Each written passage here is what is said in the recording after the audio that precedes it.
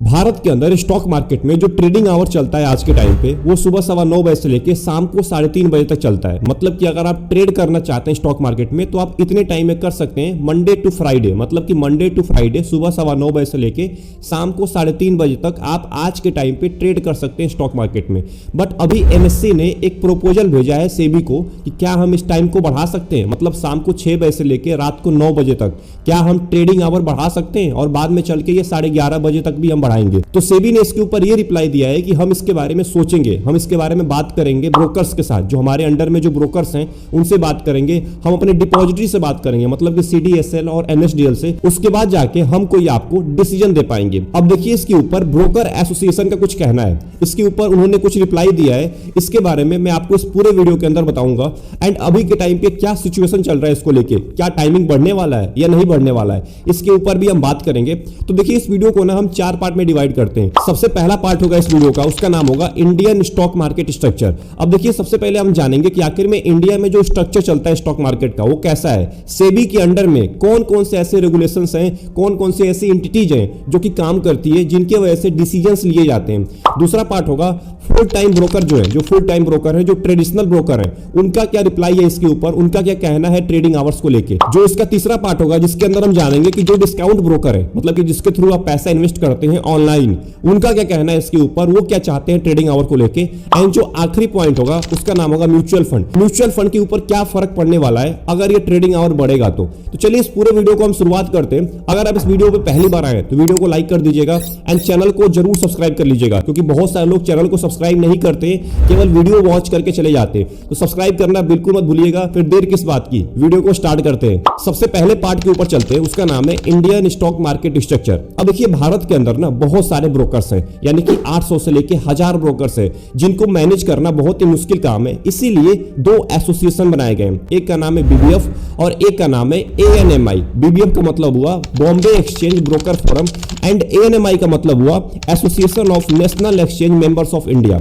अब देखिए इन दोनों के द्वारा सारे के सारे ब्रोकर्स कंट्रोल किए जाते हैं। बीबीएफ के अंदर वो आते हैं जो ट्रेडिशनल ब्रोकर है, जो कि ऑफलाइन काम करते हैं, जो फिजिकली काम करते हैं, वो बीबीएफ के अंदर आते हैं। एंड बात करें अगर एएनएमआई की तो इसके अंडर में एनएससी, बीएससी, एमसीएक्स, इसके अंडर में जो ब्रोकर्स है ना, ये सारे के सारे एएनएमआई के अंडर आते हैं। तो आई होप आपको ये 2 एसोसिएशन के बारे में पता चल गया होगा। अब देखिए जब एनएससी ने सितंबर 2023 के अंदर में सेबी को प्रपोजल दिया था कि हम ट्रेडिंग आवर बढ़ाना चाहते हैं, उस टाइम पे सेबी ने एक और एसोसिएशन लॉन्च किया जिसका नाम है आईएसएफ, यानी कि इंडस्ट्रीज स्टैंडर्ड फोरम। ये जो आईएसएफ है ना, ये कंट्रोल करता है बीबीएफ को और एएनएमआई को, मतलब कि इनके ऊपर भी एक एसोसिएशन बन चुका है जिसका नाम है आईएसएफ। जो भी रिपोर्ट आएगा नीचे ब्रोकर्स के साथ, मतलब कि एनएससी, बीएससी, एमसीएक्स, जो ट्रेडिशनल ब्रोकर है, ये जो रिपोर्ट देंगे बीबीएफ और एएनएमआई को, ये दोनों मिलकर रिपोर्ट देंगे आईएसएफ को, और आईएसएफ जो है ना वो लास्ट में जाकर रिपोर्ट देगा सेबी को। तो आई होप आपको ये स्ट्रक्चर समझ में आ गया होगा कि आखिर में जो स्ट्रक्चर ये बना हुआ है ये कैसा है। अब यहाँ पे आज के टाइम पे एएनएमआई ने रिपोर्ट दे दिया है आईएसएफ को, मतलब कि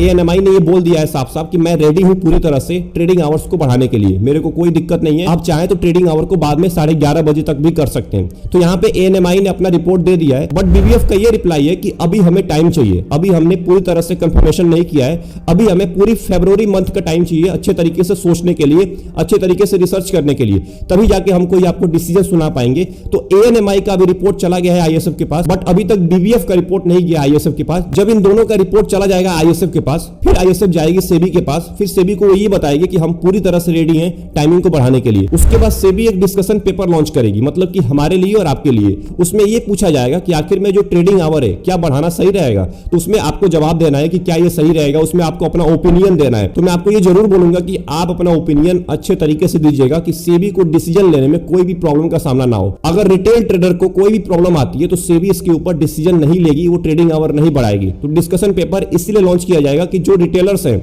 उनके लिए आसानी हो, वो भी अपना ओपिनियन दे पाए इसके ऊपर। तो आई होप आपको ये तो समझ में आ गया होगा कि आखिर में इंडिया का स्टॉक मार्केट स्ट्रक्चर कैसा है एंड अभी के टाइम पे क्या सिचुएशन चल रही है एएनएमआई और बीबीएफ की। एएनएमआई ने अपना रिपोर्ट दे दिया है, बीबीएफ का भी रिपोर्ट आना बाकी है। दूसरा पार्ट है इस वीडियो का, उसका नाम है फुल टाइम ब्रोकर्स का क्या कहना है इस ट्रेडिंग आवर के ऊपर। अब देखिए फुल टाइम ब्रोकर बिल्कुल भी नहीं चाहते कि ट्रेडिंग आवर बढ़े, क्योंकि उनको ना फिजिकली काम ज्यादा करना पड़ जाएगा। जो फुल टाइम ब्रोकर है वो ट्रेडिशनल तरीके से काम करते हैं, मतलब कि बॉम्बे स्टॉक एक्सचेंज में लोग ऑफलाइन जाके काम करते हैं, अपने क्लाइंट के ट्रेड संभालते हैं। अब उनको एक्स्ट्रा काम करना पड़ जाएगा, उनको एक्स्ट्रा टाइम देना पड़ जाएगा, उनको अपना मैन पावर बढ़ाना पड़ जाएगा, जो कि अभी उनके पास उतना मैन पावर नहीं है कि वो एक्स्ट्रा टाइम में काम कर पाए। तो उनको मैन पावर बढ़ाना पड़ेगा, उनको अपने टेक को अच्छा करना पड़ेगा, क्योंकि उनका टेक अभी उतना अच्छा नहीं है कि वो एक्स्ट्रा आवर को झेल पाए, इसलिए उनको टेक भी अच्छा करना पड़ेगा।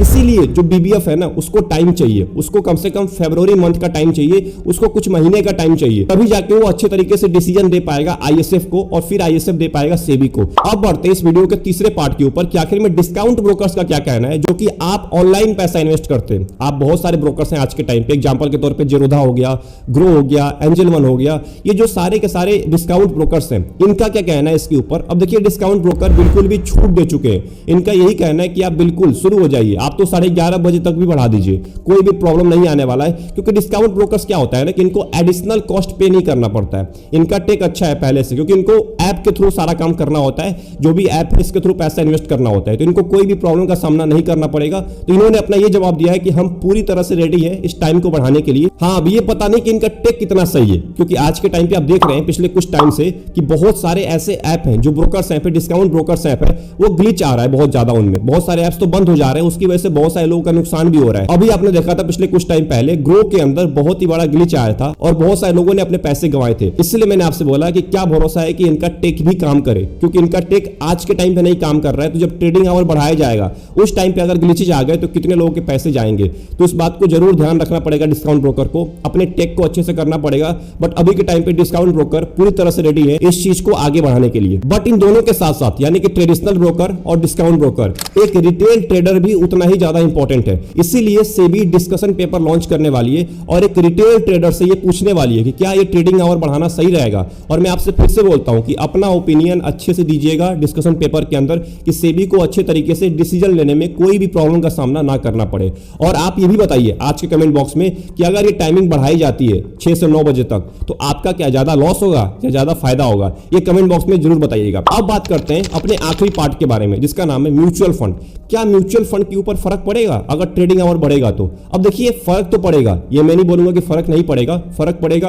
आपका ज्यादा लॉस भी हो सकता है, आपका ज्यादा प्रॉफिट भी हो सकता है, क्योंकि अगर ट्रेडिंग आवर बढ़ता है तो प्रॉफिट का जो चांसेस है वो भी बढ़ जाते हैं और लॉस के चांसेस भी बढ़ जाएंगे। म्यूचुअल फंड में आपको यूनिट देर से मिलेगा, क्योंकि जब ट्रेडिंग आवर खत्म होगा उसके बाद जाके आपको यूनिट अलॉट किया जाता है। क्योंकि अगर आप एक शेयर खरीद रहे हैं तो आपको ट्रेडिंग आवर्स में ही आप शेयर खरीदते हैं और बेचते हैं। बट बात करें अगर म्यूचुअल फंड में, तो म्यूचुअल फंड में जब ट्रेडिंग आवर खत्म हो जाता है, डे का एंड होता है, तब जाके आपको यूनिट अलॉट किया जाता है। तो आपको यूनिट मिलने में देरी हो सकती है म्यूचुअल फंड के अंदर, और कुछ नहीं होगा। अगर आप म्यूचुअल फंड इन्वेस्टर हैं तो आप लंबे टाइम तक बने रहिए, आपको ज्यादा फायदा भी हो सकता है, और अगर मार्केट कभी गिरा फ्यूचर में तो ज्यादा लॉस भी हो सकता है। तो आई होप आपको इस पूरे वीडियो में ये तो समझ में आ गया होगा कि आखिर में आज के टाइम पे क्या सिचुएशन चल रहा है इस टाइमिंग को लेके। अब देखिए, बीबीएफ के रिपोर्ट आने तक आप वेट करिए। बीबीएफ ने ये बोला है कि हमें पूरे फरवरी मंथ का टाइम चाहिए अच्छे से रिसर्च करने के लिए इसके ऊपर, उसके बाद ही जाके हमको आपको रिस्पॉन्स दे पाएंगे, यानी कि आईएसएफ को रिस्पॉन्स दे पाएंगे, और फिर आईएसएफ जाके सेबी को रिस्पॉन्स देगा। उसके बाद डिस्कशन पेपर आएगा, आप डिस्कशन पेपर को आप अच्छे से भरिएगा,